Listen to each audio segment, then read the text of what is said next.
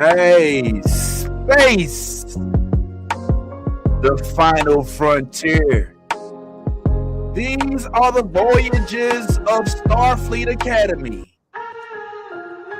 Our 10-episode mission to rate and review and recap this show as best we can and fight off the trolls if they are not giving an actual valid criticism of the show.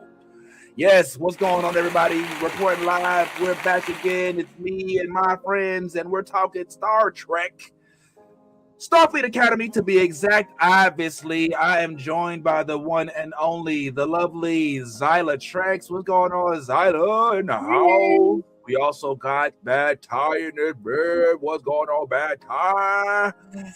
And our form the head here. What's happening? It's your boy, the real Vince. You're not me. Hold on. Don't do that. And here we are. We're going to talk about episode 6, which starred one Paul Giamatti as Noose. What was it? Noose Bracca. Noose. All right, let them noose. And of course, we will be unpacking what we saw in this episode, talk about whether we liked it, loved it, didn't like it. It was decent. 2 thumbs up, 1 thumb up. We're gonna go ahead and get into that.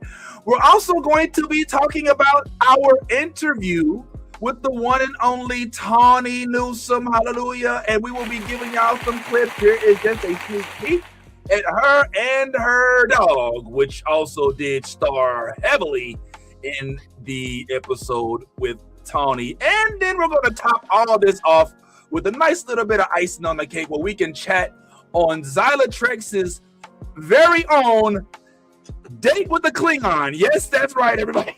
Zyla went out with Jade and Kraag.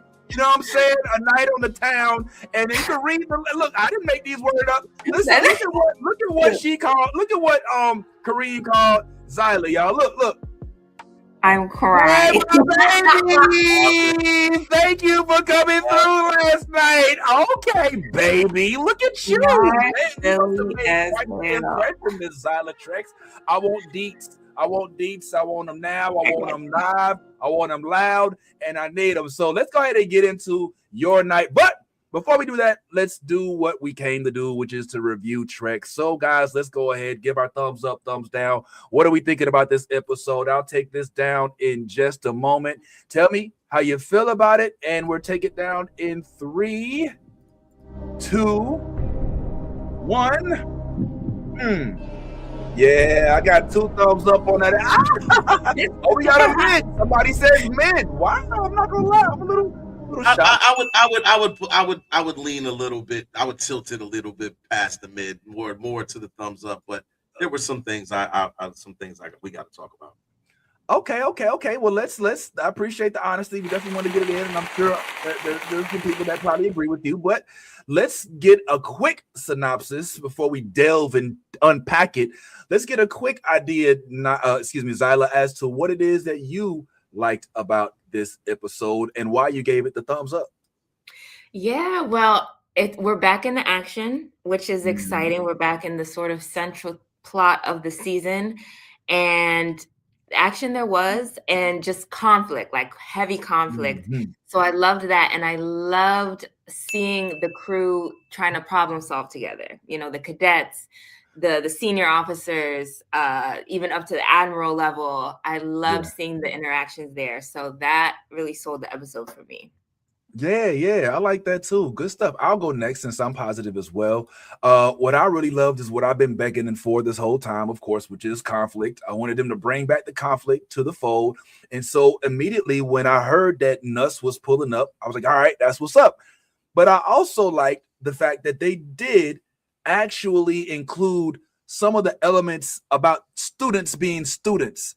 If you notice in this episode, they were going through some traumatic stuff. And for one of the first times in a Star Trek episode, one of the bridge members freaked out.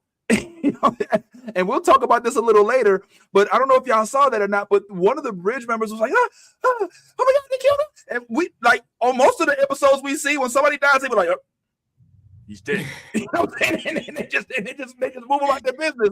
Like this time, they was like and that to me was an indication of like showing the level of I don't want to say of a lack of experience for the Starfleet Academy crew as opposed to like a well-established veteran crew.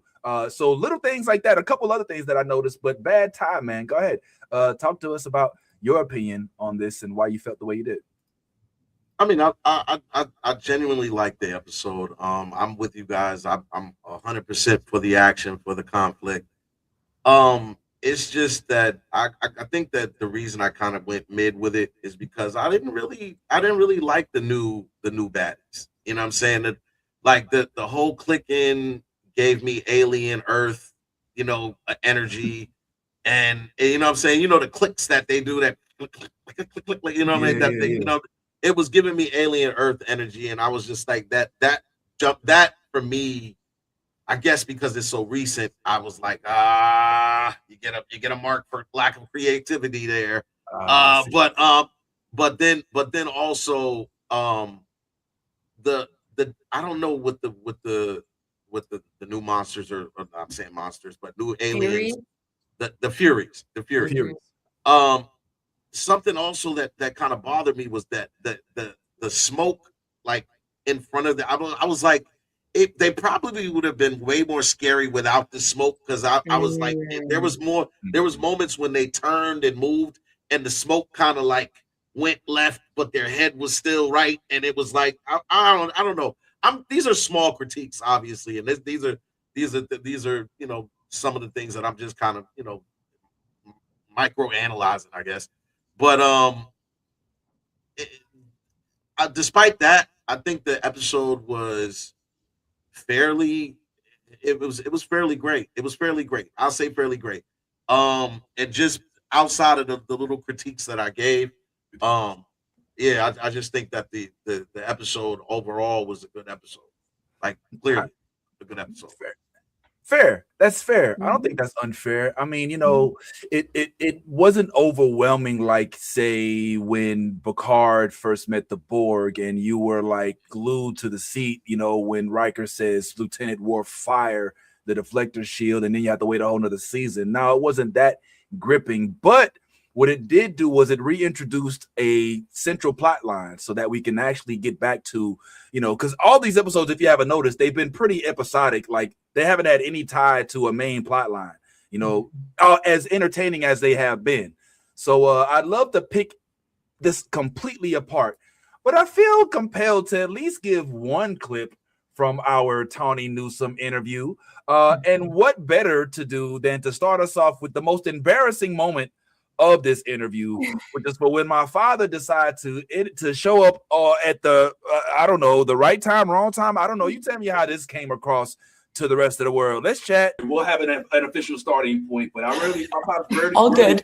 My crib. He literally today, I'm gonna tell you the truth. He hit me up. He's like, "Yo, I'm gonna stop by and pick up what you call." And in my head, I was like, "Yes, but I got something going on today." Like, and I get panic attacks. I get panic attacks. Really, I have really bad anxiety. So on the way, he's like, "I'm on the way." I'm like, "All right, I'm on the way. Okay, I gotta make sure everybody get the link." And then he shows up. He's like, "Yo, let him cook. Let him watch you." And now I'm like, "Oh my god!" And then Tony pops up. I'm like, "Oh my god, Tony's right there." And I'm like, "Oh my god." This is a lot. This is a lot to just show up. You text on the way. You don't even text like a couple hours before. I don't even know what to say. I don't even know what to say. All I can say is I thank you, Ty, for the compliment. No, I thank you, Mr. Taylor. You watching Starfleet Academy, right? Okay, yeah. This is the young lady who. That's my girl. I just saw you last week. Saw you. Yeah, that's Tony. This is that moment, man. What she look like? How come we got to have stuff on our face? Yeah. What? Well, she's a beautiful young lady. Very talented. She weak. Oh, look at her. All right, and we're gonna start a petition to get them to take that stuff off of you. You don't need to have that stuff on your face. My God. All right. Yeah, all right. So that was kind of fun, I guess. Pops, pulled up, and appreciate y'all not making me feel like completely crazy about that, because I was amazing. He's like, amazing. oh my god, like, dude. But yeah, man, I think he enjoyed that. Another thing that I thought was pretty cool about this was we learned about, let's just say, Tawny's newfound friendship with Zyla, as now Zyla actually has a new follower. It's nice to meet you. I started following you. Oh my God. You don't know. I'm obsessed with you. It's such an I'm honor. obsessed with you. You first popped up on my FYP with that dumbass Drake, Oh my Jake God. Sisko Drake. And I was like, this girl is so stupid. I love it. Thank you. I was thinking about that and how at that time you were sitting on a secret. You were sitting on the secret when I was thinking about Jake Sisko. A big secret. Yeah. That's I was like, oh, so we've funny. got Jake Sisko content and she doesn't even know what's about to happen. And what a dream. I'm so happy to talk to you and be here. Me too. Incredible episode. I'm living right now. Yeah, Tawny was like visibly like really feeling like I'm looking at it like I can't believe that was real. Like you were so, smitten is the word I guess that keeps coming to mind. Like has you registered yet? Like, you know what I'm saying? Because I was happy to deliver the message to you that we were going to be in, and so like for you to actually interview who you were just talking about last week, like, oh my God, I can't believe like this week Tawny's gonna be writing the show, and I was like, ooh, I think I like this booking. So just talk you to got like, my ass. I was so excited. Can you just kind of walk us through what's going through your head at that moment, like while you're sitting there talking to I guess somebody that you really look up to? Yeah, I really look up to Tawny. I mean, Beckett Mariner, when I watched that character, I felt so seen. Like in Star Trek, something I had already loved, but to see like a Black woman who is kind of a mess, and I relate. She's a mess, but she's also very competent, and she has all these internal struggles, but she still loves fun. She knows what to do when shit hits the fan. And yet she just, she's just trying to have a good life with her friends and process grief and all these different things. So I love that character, Bad. And so to have found out that Tawny was writing the episode, that was Deep Space Nine, which was the start of my journey. Just felt like this combination of worlds. And I love her other work. She's so funny and like Space Force and other stuff. So just to be able to meet her, it felt like a lot. Like I was visibly overwhelmed, but it was just a really good moment for me. So thank you for letting me be in on that. That felt good. We thank you. She didn't even look after she wasn't here for us. Like as soon as she was like, she didn't say hello to us or nothing. We was like, hey, Tawny. She's like, I follow you. No, literally, I'm texting my friends like, Tawny called me stupid, y'all. Tawny called me stupid. You guys are so happy. Honestly, like, I mean, it's so thrilling that you're, I guess, kind of being in towards into this world that we're kind of in, and I hope you stay with us on this journey. But at the end of that like at the very end, I had to go, but y'all probably could have stayed, and I bet you, Tosh, you would have gave her the phone number. And they would have kind of, now I understand why you don't want to overstep, but we've learned like that quote unquote celebrities, when they like somebody, they cool. They open up, they like, hey man, hit me up. And they'll even be mad. They're like, why you ain't hit me up? You know so that happens.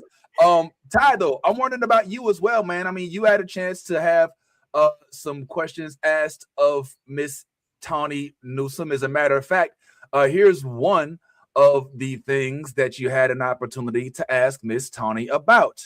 Me, it's the best episode of this season thus far. Thank you. In terms of the writing, Sam is amazing. Let's start there. She is an amazing character. Anytime I see her on screen, that smile that lights up a room is evident. But that conversation, that monologue between her and Jake, that was it. I wonder, when you were writing this, were you conscious of the feelings and the emotions that you would cause people to tap into with this monologue? Because just an elder telling a young person that you matter. You are like that. Can you speak to that monologue in itself? Because I know that when you were writing this, you had to be thinking about the reaction of us. Well, okay, so the first thing I have to say is a huge shouts to my co-writer Kirsten Beyer, who drove much of that scene at the end.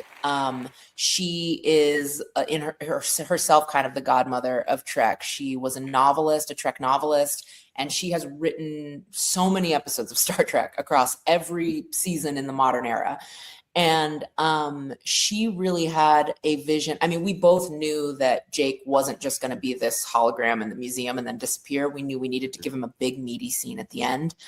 And so she really sketched out the first pass of that. I think I've said in a couple interviews, our original first draft of the script was 72 pages in a room where our mandate is like 48.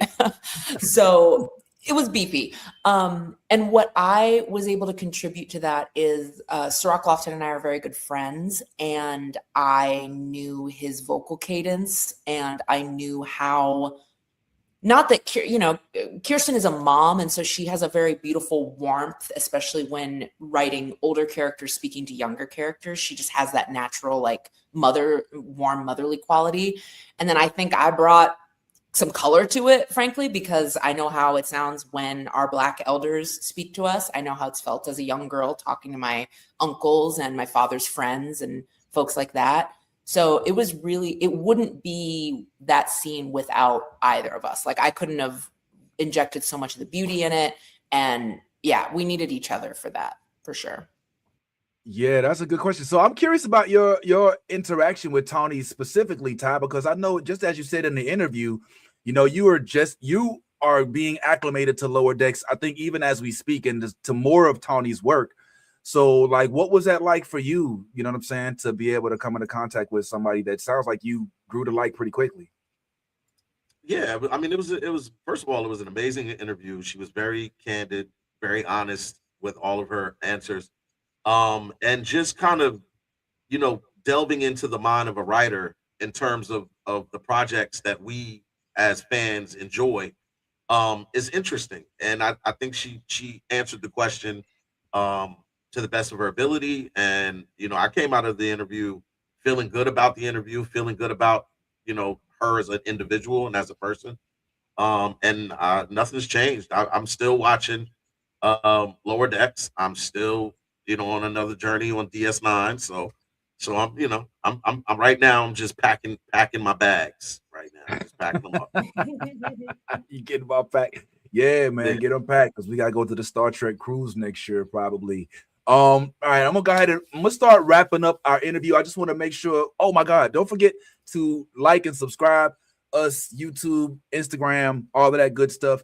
And if you want to see the full interview, it's right on our YouTube page. It will be debuting this evening around 6 p.m. So make sure you guys go ahead and hit that notification button so you're right there when it goes live, where you'll get more questions. We only showing a little bit. The interview was down there an hour long, and her dog was pretty much the star of the show. If you watch, you'll know what I'm talking about. And I think she even made a guest appearance in this question that Zyla had for her. So here's one more thing that Zyla had to say, and check out what's going on in the background. You know, you've done some talking about how you were able to, I mean, not single-handedly, you had an incredible team, but you brought the Cisco family back to us, which is so, I mean, we can't sing enough praise and thanks.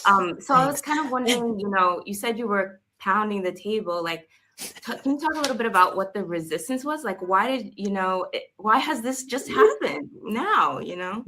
Truly, yeah. And that was my question as well. Like, once I got into the writer's room, I went, okay, now it's like I pulled open a door and went, okay, now I'm back here. What's been going on? Why haven't we talked about this man or these people or this show at all? Mm-hmm. And what I found out, with all respect to, we have a lot of overlap in the Trek writers room. The SFA room has a lot of new writers, but there are people from Picard, there are people from Discovery. And with all respect to all of those writers who've written a lot of stuff in the modern Trek era, what I can say without breaking any confidences or throwing anyone under the bus, there was this feeling of, we don't know how to do it right, so we don't want to touch it. Mm. So it came from respect, but it was not, in my opinion, the right answer. Like, because I said, well, let's figure out how to do it right. You said, everybody get off your ass. Let's not be lazy. No, just let's just, like, I we appreciate wanting to it. be careful. I appreciate Right. wanting to respect Mr. Brooks's wishes. Like, everyone was like, he said he's coming back, and yet none of the modern shows have ever talked about him coming back. So it sort of painted us into this canonical corner. And I said, well, let's punch a hole in a wall and get out of it, because we can't just never talk about him again. That's crazy. Yeah, So, 100%. wow. Well, it was so beautiful. And I can see how much the legwork would have been, intimidating, but I'm so glad. I know the fans are glad that y'all did it. So thanks. Oh man, we're on a roll right here, man. I think that we're definitely getting the answers we wanted, but I will say this right quick, as we'll take a quick pause on the Tawny clips. Here's something you may not know. Who is Tawny's favorite Star Trek captain? Huh? Who's Tawny's favorite Star Trek captain? Don't answer that if you know the answer. If you want to know the answer, stick around and we'll reveal that on the way out, in addition to our final clip, which will be Tawny's message to the trolls out there that tend to pull up just to drop stupid comments because that's what your master told you to do. But for right now, let's go ahead and get back to Starfleet Academy, but not the show. I'm talking about the actual date night that we just had with Miss Zyla Trex. Miss Zyla, come on, man. We want deets. I told you we was gonna get the deets, so you gotta tell us everything, like from how you picked out your outfit, how you got there, which train did you take? Like, we want to know everything. I want all of the deets. Like, don't you spare not a nada, because we want them all, honey child. Okay. Well, it was a great time. It wasn't a date. It was a wonderful time. I know. Yeah. Let's see. So Kareem, the incredible Jayden, I truly met through Instagram, and people on Instagram and other socials probably know he's very interactive with the fans. Like, fans posts and like any comedy, he's in the comments, he's liking, he's sharing. And I know that we all as fans appreciate that. And so that's kind of how we started to like message, and he found out that I was based in New York. And he happened to be throwing like a screening for his episode for some of his New York friends and family. So he kind of was just very like, oh, you should come through. And I was like, honored, but I was trying to play cool. So I was like, okay, yeah. So yes, it was a little bit of an alien theme. So I had my girl do my space buns, come over for, so that was fun. And I went, and yeah, he just has an incredible community of people that he's clearly been cultivating for years. And you can tell in the character of Jayden, and just by him on his socials, like, he is just that kind of sweet person. And everybody who came, it was honestly not that many Trekkies. It was honestly just a lot of people who really supported Kareem, and just wanted to cheer him on for all the incredible work that he's doing through Starfleet Academy. So I walk in, I give him a big hug. He's so sweet. And then he's like, I'll be right back. And then, I'm not even lying, y'all, Paul Giamatti walks in the door. And I literally was like, hi. He goes, hi.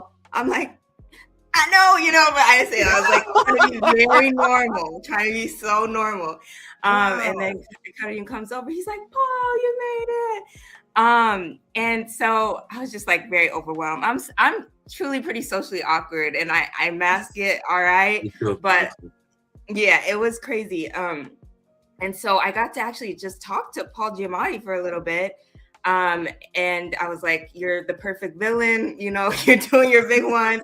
And I got to sit next to him and watch episodes 4 and 5 of Starfleet Academy, and just about DS9 is his favorite episode, and so, his favorite series. So it was just nice to sit with him as a Trekkie and watch. And so that was really cool. And then Karim, I guess the last thing I'll say, he just really spoke to his community, friends and family, and was just saying like, it was really hard for me to play this role, the prosthetics. He had to do a lot of voice training, learn Klingon, you know, but he was really adamant that he would do it all over again because it was such an amazing experience. And he just seems really grateful to be part of the Trekkie community, which is just nice to hear as a fan. Like the people who put their time and soul and effort into it. And I know Karim really lifts up the makeup artist, the hairstylist. He really lifts all the behind the scenes people up who are working so hard on this show. And he really loves it. And I think that comes out through his performance. And so, yeah, it was just a cool night, out of body experience for me. I blacked out. You blacked out. It was a good time. Yo, that's crazy. She met Paul Giamatti on the fly, and he just walks in. I wonder if he if he walked in just like this right here, like if he was like, rah, oh, hold on, this ain't it. Rah. I have arrived. I have arrived. You know what I'm saying? Like, I'm Paul Giamatti. I am the man from the end of the Spider-Man movie in the rhinoceros costume. You know what I'm saying? Like, yo, that's dope. All right, so I got more questions. Mm-hmm. All right, so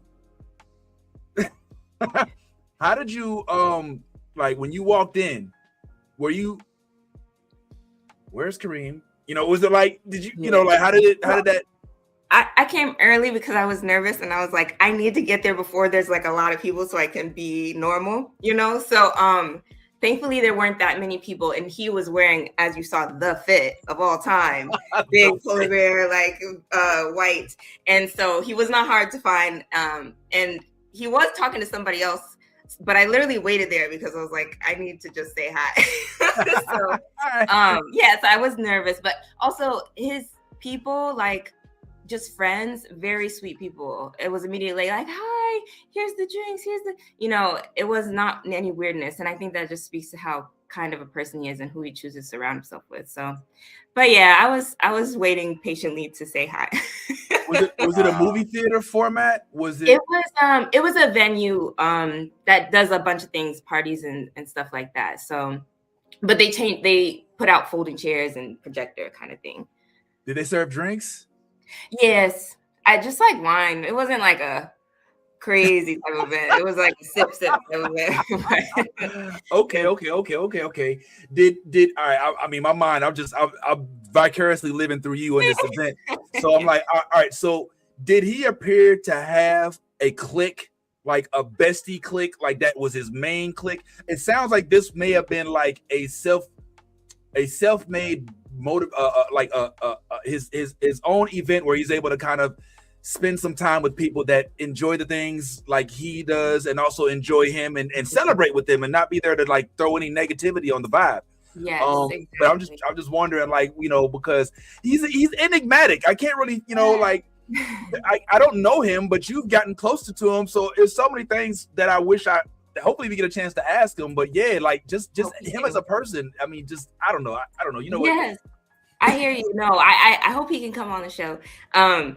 And I know they're doing filming and stuff at the moment, but I will say that he definitely shouted out his besties who really supported him through the process. Because I'm sure, I mean, I'm not an actor, but on a production that big, it's just overwhelming, especially all the things you have to learn about Trek, like. Yeah. And so he definitely shouted out his besties for holding him down, which was really sweet to see. But it does seem like he just, you know, he makes friends all over. It was a lot of people who was like, I know him through this, I know him through that.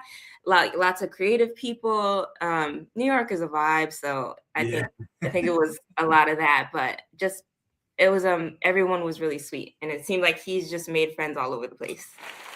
So can you just imagine the week that Zyla's having? She was on Kelly Clarkson like a week ago, you know what I'm saying, and had to keep that on the NDA. And then a few days later, she meets Tawny Newsome, who she's gushing about. Tawny follows her and comments.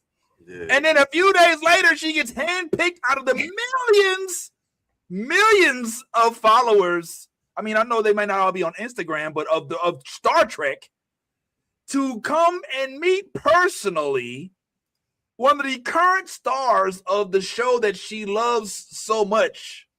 Like, she's just on a whole cloud right now. Like, to meet you at this moment in time. Hey, listen, Basket, take it on in, because it ain't always gonna be like this. Hallelujah. Right. Period. This series only got 4 more episodes. We got 4 more episodes. But we do have another season coming on the way, so I think that's pretty cool. Well, let's go ahead and get back to the episode, guys. Discuss a little bit more of this, if you don't mind, and then we'll wrap with a couple of our final clips. Don't forget, we do have the live Tawny Newsome interview airing tonight, so make sure you guys click it, tune in. If it's your first time checking us out, make sure you like, subscribe, and check us out next time as well. Couple things I've got on my notes, guys, for this week's episode. So are any forgive me for asking this, I should have known this already, but do y'all Voyager? Did y'all Voyager? Okay, so these furries, which, by the way, not the most intimidating name. I mean, it's furries. I can think of, there's a whole other convention for those, but we ain't gonna get into all that. So in this one, they remind me, Zyla, of the Vidians, the what are they called? The Vidians. Oh, yeah. So for those unfamiliar, the faces of the Vidians, they have this disease called the phage. I think it is. It's the phage. Yep. And it makes all of their inside parts look like they're on the outside. And let me tell you, the Vidians did one of the creepiest things I've ever seen happen. And maybe this is a spoiler, Ty, so maybe let me just go ahead and get you with the spoiler alert real quick. But Ty, I hope you still watch Voyager at some point in time. But let me just paint this picture for you real quick. The Vidians had kidnapped B'Elanna Torres, who was the half Klingon, half human engineer on Voyager. And the Vidian that had her in the chair thought she was proof. She's like, "Oh, you're a handsome Klingon or whatever." And she was like, "Get away from me!" And he's like, I know why you don't like me. It's because of my hideous, grotesque face. But don't worry, I'll do something about that. So they had about 6 or 7 of them kidnapped, Ty, and they took the one with no last name. You know how that goes. The one person who goes on the trip was like, I don't think he's gonna make it. So they took him, and he's like, okay, it's okay. I think Paris. I think Paris was like, no, take me. He's like, no, he's like, yeah, it's okay. So he goes with him, and then next thing you know, B'Elanna Torres is back in the chair, and the same dude comes up, but he has a human face plastered over his face. And he's like, do you like me now? I have one of the faces that he skinned the face off of her crew member and put it on his face, thinking she was gonna be like, "Oh my God, what you been moisturizing?" Like, you know what I'm saying? Like, well, I'm so sorry I said something. Like, if I had known you had this side of you, like, so that is who they kind of reminded me of, because it was like, "Oh, we're gonna eat them," and all. I mean, they just kind of look like that. By the way, one of the creepiest episodes, the Vidians, they're nasty, nasty. I don't think they get enough play in the Star Trek villain universe. So when I saw them, that's kind of what I thought. But let me tell you what I like the most about this. I like the fact that it was a misdirection. I like the fact that they led us to believe that, Nuss is here to help us out. Like the fact that this was all premeditated, that they actually outwitted Nahla. That, to me, bro, that is a formidable foe, Ty. Am I wrong? Like, don't you want the dude sat there and laughed in her face countless time after countless time, sat there and said, "Oh, you're gonna need my help." Even at one point in time, he was like, "Oh, okay, all right, fine." But it was all leading into his plan. Ty, are you talking to me about it? Yeah, Ty, yeah. You're a guy that I consider a bit of a villain aficionado. Doesn't this kind of make the villain a bit more intriguing, or what say you? Well, I mean, yeah, absolutely. He's highly intelligent, and the funny part about it is, like, when you first encounter him in the very first episode, he doesn't seem that intelligent. Like, right. Everything, like, but he said, like, he's had time to, the teacher was her by getting him locked up and getting him to hate her so much that he bettered himself. He made himself more formidable. So yeah, I love the idea of him being the big bad. It's giving like Wrath of Khan. It's giving that type of formidable foe, where it's not just that he just will destroy everything. He has a systematic plan to the things that he's gonna do. So yeah, I'd love to see that. That wasn't necessarily my favorite part of this episode. My favorite part was the moment that I've been waiting for, that came a lot sooner than I had hoped, which was the Jean Grey moment. That moment that that moment, I was like, oh snap, it's about to happen. And then when it happened, I was like, that was okay. I was expecting more. I was expecting more. I really was, because like the way it was set up, where she's like, you're not gonna, when she told him, you're gonna hate me after this or something, but you're never gonna talk to whatever. I didn't understand that after it happened. I was like, well, I would understand him hating you if you did to him what you did to your daddy. Then like if he's like comes out of this not being able to talk, you know what I'm saying, or whatever, then yeah, that makes sense. But destroying the enemies that are about to kill us, I didn't get that reference when she was like, you're gonna hate me after this, and I just didn't understand that. But but outside of that, the moment itself was what I've been waiting for, was for that moment where she loses control and then people die, and that's what happened. We got that moment. I just was expecting it to be like, if they would have just like, come on, we're in Star Trek at this point. People can explode. People can you know what I'm saying? Like, and it looks better. It does. It looks better on screen when heads is popping or whatever. You know what I'm saying? Like, like I was waiting for that moment, that head pop moment. You know what I mean? Like yo. So when they just died, I was like, all right, cool. She's more like, I compared her to Jean Grey, but she's more like Canary. You know what I'm saying? In that moment. So it kind of dumbed down the whole thing. I was like, oh, this good sound. I that's actually perfect, Zyla. I was about to say to Ty, like, I think that first of all, I don't necessarily think that we've seen her at her most powerful. I think that what we saw was a glimpse of her capabilities, but I don't think we saw her go full Phoenix Force just yet. What do you think, Zyla? I think I'm with both of you. I'm with Ty in that. I'm like, why would he hate you after that? You saved his life. You're cooler than ever. Like, I don't know. It seemed like there should have been another stakes in there. Like, she hurt everyone around, I was expecting that. Like, if she really can't control it, then how is she able to just kill the people she needed to kill? I guess that was my thing with it, even though it was really cool. But yeah, in my mind, I don't think this is like the end of, I think this is just a glimpse of what she's capable of.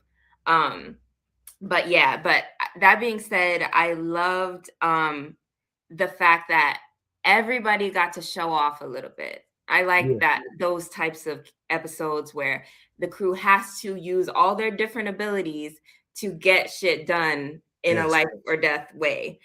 So I liked seeing Genesis on the bridge doing the needle in the haystack thing, and I liked, the diplomats doing their thing in the office, in Chancellor Ake's office in that front.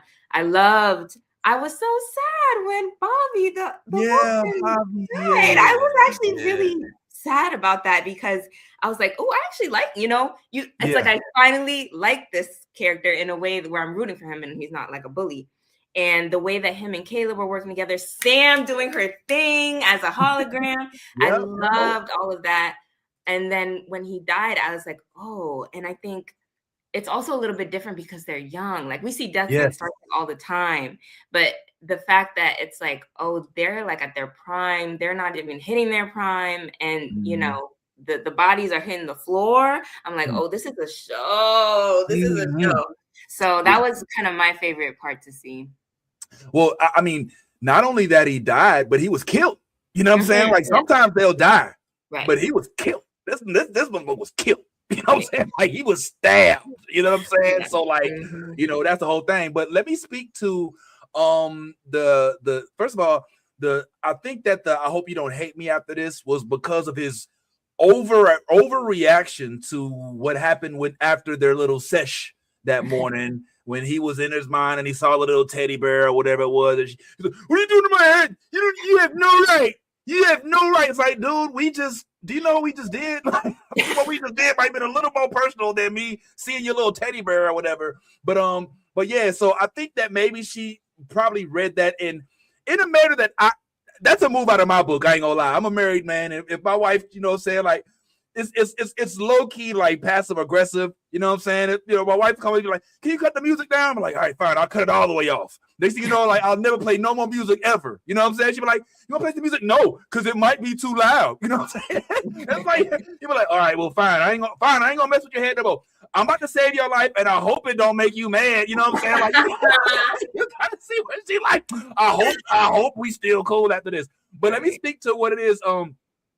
So I thought about that too. Like the reason why only the furries, one of our viewers has corrected me and said it's furries, like furies. All right, furies. Sorry, William. Thank you for the correction. No, I appreciate it.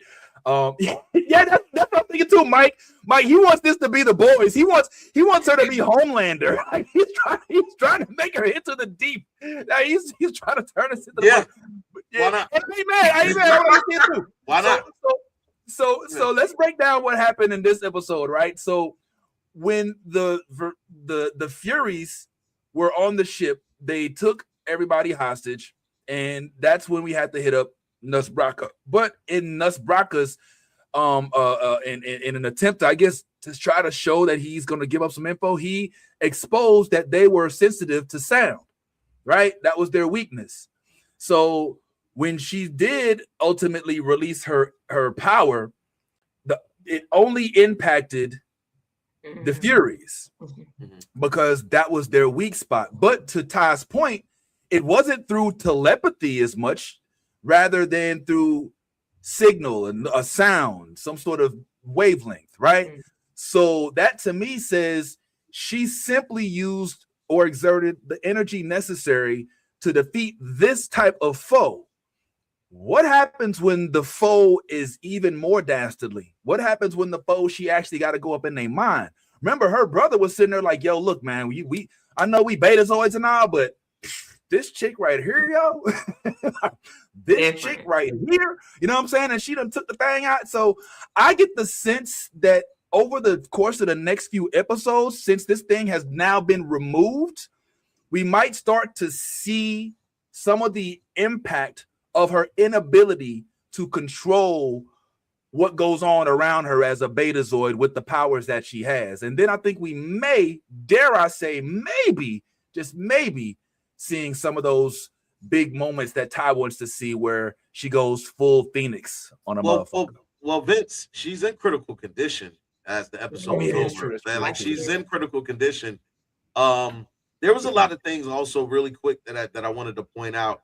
One of the things was, did you guys notice that when they first got on the ship, well, right before they got on the ship, Caleb was playing with that button on his thing that makes that gives you like some type of electromagnetic shielding, yeah. like some type of it was something that could help them breathe, because remember they needed to get the life support system online in a certain amount of time, or they failed the test. Well, when he got the life support thing online, did you notice that everybody pressed their button to take their suit off except him? He never had his on. Oh, wait, he never. Right? No, I thought he did. No, he didn't. I went back and watched it. I went back and watched it a couple of times. Everybody pressed their button right there, right? Yeah, he did that in there. But when they fixed the life support system, he was the one fixing it. And when he went to fix it, everybody pressed their button to release the suit. He didn't. Mhm. So I have a theory Mm. as to why old girl is so attached to Caleb. I think Caleb is a Landolite. The same thing that she is. I think he is. I think Caleb. Listen, there was another thing that was done in this episode, and it was actually said before it was done.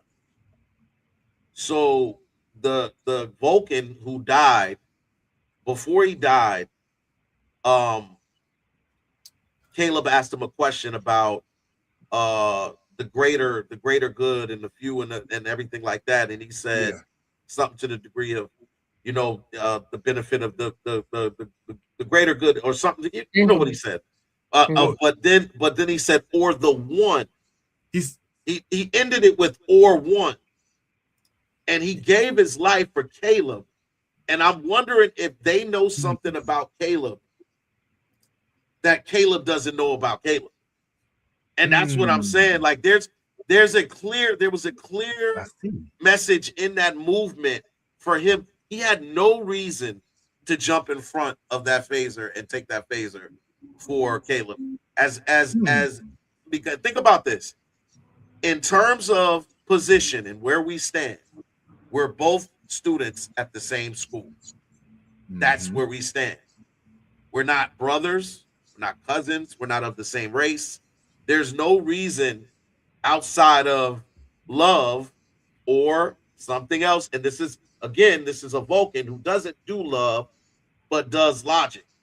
So that wasn't a logical move by a Vulcan in that moment, unless you know something about this individual that said individual doesn't know about itself, and how the importance of Caleb and how it pertains to the story.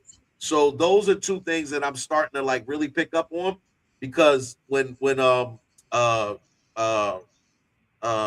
the big bag? What's his last name? Brock. Yeah. When he was talking to her, he referred to Caleb as her son. He said, "You sent your son over there." He did. You know what I'm saying? And she didn't blink. Like, that's one thing. She was cold, stone. She was like, everything you're saying is true. I was reading her eyes, and she was like, you have not told a lie yet, sir. Like, you have not told a lie. I got to deal with all of this right now. But yes, you're not lying about anything you're saying. And I really feel like at some point in the story, we're going to find out that old Caleb is a Landolite just like her, and is going to live for thousands and thousands of years. Yo, listen, man. I'm gonna keep it real. I wasn't rocking with you at first, but you ended strong. I was like, oh, and then he was, okay, I get it. All comes back home. I'm with you on that. He definitely leaned into the sun. I would take a little bit of an issue with the Vulcan, the death sacrifice part, in that the only argument I have against it is that he did go to the war college. All right. And in the war college, I would assume that they're probably taught to protect the innocent, or, blah, blah, blah. And I'm not, but that is a hella good theory that this dude is more than what he really knows, because one thing we do know is that we don't know who his daddy is. Correct me if I'm wrong. And if I'm not mistaken, Nahla, the captain, and she re-emphasized it this episode, she said she's only half Lanthanite. Right? So he don't have to be full Lanthanite to be able to live for so many years. Right now, we know who his mom is, but now I would assume that they got some sort of 23andMe or something like that. That they probably should know that by now. But who knows? You know what I'm saying? But who knows? We'll stay up for another day. I want to big up one of our viewers right now, Thobika Lee. I'm sorry, I'm saying that wrong. But she did give the right quote. This is a quote: "The needs of the many outweigh the needs of the few or the one." I was racking my brain, and I want to say that's Janeway. It's a Spock quote. Spock. Okay, it's a Spock. Yeah. Oh, damn. And matter of fact, I feel like an idiot. I think I just watched that episode too. But yeah, Spock definitely. That is a Vulcan saying. And I think that's why he said in the quote, he said, a very famous first officer. He didn't even say a very famous first officer. And he was referring to Kirk. Shout out to Thobeka Lee for bringing that comment. Baby, come on, pull up, man. Hit that subscribe. I would love to see you in here. Spockity Spock. I love it. Spockity Spock. My bad. You like, man, trying to tell your pussy, them goddamn, you know, it's Spock in this bitch. I want to say what's up to my homegirl, Bree. I'm assuming that's Bree because I know Bree handles the wheel a lot when it comes to Pink Riot. Tell Keisha I said what's up, and we're gonna be hitting y'all soon because we need y'all to read us books because we don't read them ourselves. I'm just playing. But yeah, man, that's awesome. So a lot was taken away in this episode. We have a dead, and I want to second this real quick before we wrap up. Zyla, you were on to something when you were talking about the fact that Bobby I think so. Yeah. And Bobby isn't one of the, I mean, I don't know if you would consider him quote unquote one of the core cast members, but he's been reoccurring for the last few episodes, kind of like the little Romulan girl that they also had. But I think that it was very smart for them to off somebody. You correct me if I'm wrong. I'm not trying to knock old boy. You know, I'm happy that he got a role and everything. But I think that it was a good idea for us to have some loss. I know Ty agrees with me because me and you, we on the same tip. But you got to kill somebody. You know? They got a couple people. They get not only just like because we're doing it at a micro level. They took out a whole station. A whole space station. Like they were talking about the body. He was like, yeah, so many bodies. Like there was so much death on this episode.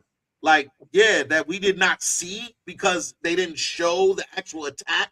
But the Admiral said it in his words. He said at such and such a thing, 50, and they were able to hold out for 18 minutes. And then after that, they destroyed the space station. They killed all of those people. So like, oh my God. Yeah, two things. First of all, wow. Okay. First of all, I mean, like the moment that they shot at the ship that came in, it was like, oh, all they were trying to do was lure that one ship away. But I want to say this to piggyback on top of you, Ty, on top of your statement. I think there was a very big missed opportunity here to show the true enormity of this casualty of the tragedy here, right? They spoke about the bodies, but we didn't see the bodies, right? They spoke about how many people died, but we didn't get to see how many people. They spoke about the destruction of so many, but we didn't get to see. I think that has a huge impact on your audience of the viewership. It kind of reminds me, and I know this is sacrilege to talk Star Wars when you're talking Star Trek, but it kind of reminds me of when Andor was when Princess Leia was right there with Vader, and they blew up the planet. Oh my God, I can't believe the planet is escaping me for right now. Somebody will type me up, and then you don't really feel for it. You're like, okay, they just blew up a planet. But then when they redid it, they actually showed people looking up and seeing the beam coming down, and then you actually saw people like scatter like over. Like there's a big difference when you actually get to see the death. You know what I'm saying? As opposed to just knowing that it happened. So a little bit of a missed opportunity, Star Trek, but it's okay. We know you only got so many minutes. All right, but we got 3 more episodes. We expect a little bit. All right, cool. So I think we successfully picked a good chunk apart of that episode. Oh, what's Ty, you about to say something? Well, I was just going to say, just because we're pointing out every the things, there was another Discovery reference. We just so we know Discovery is in existence. We know that Burnham could pull up at any moment. You know what I'm saying? I'm just saying it's out there in the East Coast. When he said Discovery is on, I was like, oh, so are they coming? Are they on their way? Right. You know what I'm saying? So there is a lot to look forward to, man. I mean, if this is what I think it is, which is a live action version or a mix of their lower deck, where Starfleet Academy becomes the tool that connects all of these different platforms, and we start getting a Burnham that pulls up. We start getting a Cisco who may come out of hiding after the flowers have been given.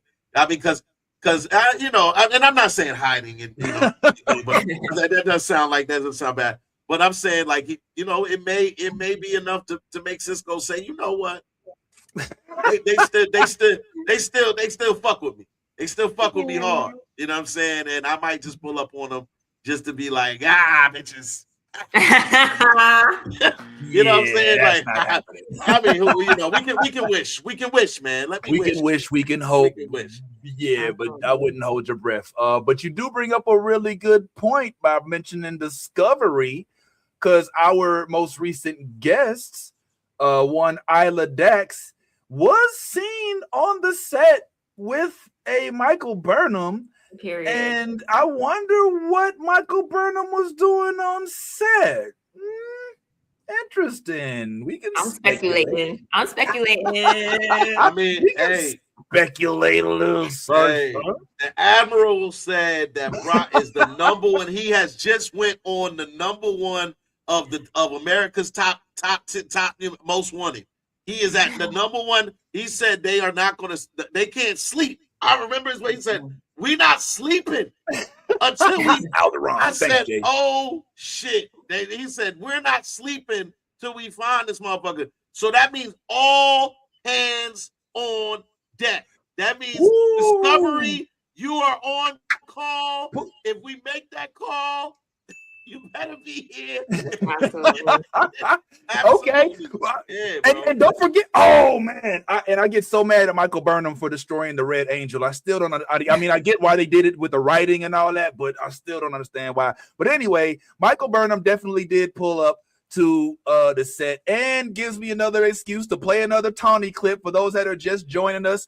Yes, we did have the privilege of being able to interview the lovely Tawny Newsome just a few days ago, and we got to ask one of our favorite questions of the lovely Tawny Newsome, which is where my homeboy Ty says, hey, well, you know what? Why don't we let her answer her own question and let my man Ty answer? And I wonder if y'all are going to be happy with the answer.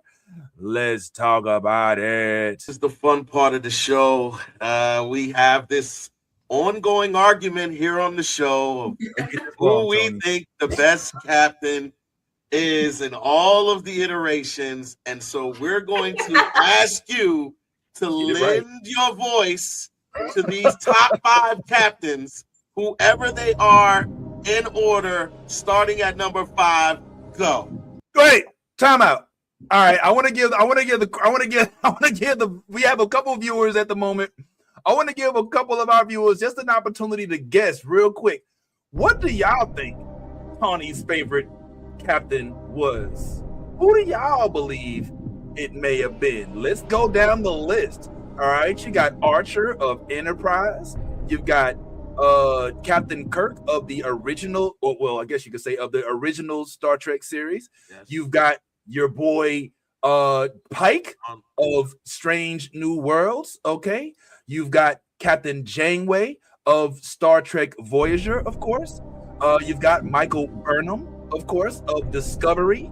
I mean, I could go on. You got Jean-Luc Picard. Of the Next Generation. You want to get deep into it? Then Sulu at one point in time captained the ship. So, who do y'all think she said? All right, Michael Nassis said she said it's Picard. Thobika, which I'm probably butchering your name, said there's got to be Cisco. Interesting. She said I'm hoping for the table. All right, well, let's before the viewers get a little violent, let's go ahead and reveal what it is that Miss Tawny said. Who is Miss Tawny's favorite captain of all time? Well, oh, sorry, it was the wrong button. Here it is. What are we doing? It's what are we doing? The top 5? Top 5. Can they all be Captain Benjamin Lafayette Cisco? All 5? Oh, yes! Thank you! Come on! Thank you! There is no ranking. There is no ranking. Wow. If Deep Space Nine didn't exist, I don't think I would be a Trekkie. I love the other shows, but it's what brought me in. It's what keeps me in. Yeah. And it's largely due to Ben Sisko's performance or Avery Brooks' performance. So yeah, all 5. Yo, unanimous. He was unanimous. Thank you. All 5 captains are Benjamin Sisko. All right, that's a first, bro. I ain't gonna lie, but she definitely is won her way into my heart, fam. He want me to say Picard so bad, Tony. I don't want you to say anything. I don't want her to say. I want her to say what. If you're enjoying what you're hearing, the full interview will be debuting this evening. So make sure y'all tune back on in so you can see what else she told us. There's a few things she told us, like she did explain to us why you didn't actually see Captain Sisko in the show. And I think you'll actually understand once you see what she says. She also talked about whether she did or didn't like being in the makeup chair, which, as you know, she was a voice actor and then she was just on the show. And now this is the first time when she's actually in a full thing of makeup. Pop quiz. How much time did she spend in the makeup chair? Report back to base at 0800 with the answer, and we'll be able to give you a passing grade or not. And make sure y'all tune in to us, as this Saturday we'll be talking on the New Blurred Order about many things, including the Knights of the Seven Kingdoms, a little bit more Wonder Man. We may even bring up this interview a couple more times since Tony was nice enough to join us, and plenty more. So make sure y'all stay tuned in. I'm your boy, the Real Biz Taylor. We're going to go ahead and get up out of here along with the homie Bad Ty and the homie Tony. Zyla. I'm trying to Tony. Zyla, or should I just call her Kareem's bestie? All right, because we know this is Kareem's best friend. Right? Hey, that's Tony's bestie. That's Tony's bestie. Tony and Kareem's bestie. Like, this gonna be, next thing you know, it's gonna be her in this picture. Like, she gonna be in the background somewhere. Like, yo, exactly. One time for Zyla. Zyla, you win the week, yo. You win the week. Like, look at you. Sure. Yo, we've been so awesome. So please like, subscribe. Tony even gave us a shout out. Check that out. But as I say, continue to be your authentic self. If you ain't being yourself, you being fake. And ain't no honor in that. And all things, if you a geek, let that geek flag fly. And that's how we normally end the show. But today we're going to let Tawny end the show, because Tawny has a message for the trolls, for the folks who want to come out because they've been told by their favorite politician or whatever that it's cool to trash Trek because it doesn't look like what you want it to look like. And what Tawny taught us in a moment of candidness is that this is a Star Trek tradition. And unfortunately, these new cast members are facing something that is not atypical to Star Trek, but since they're younger, it may impact them more.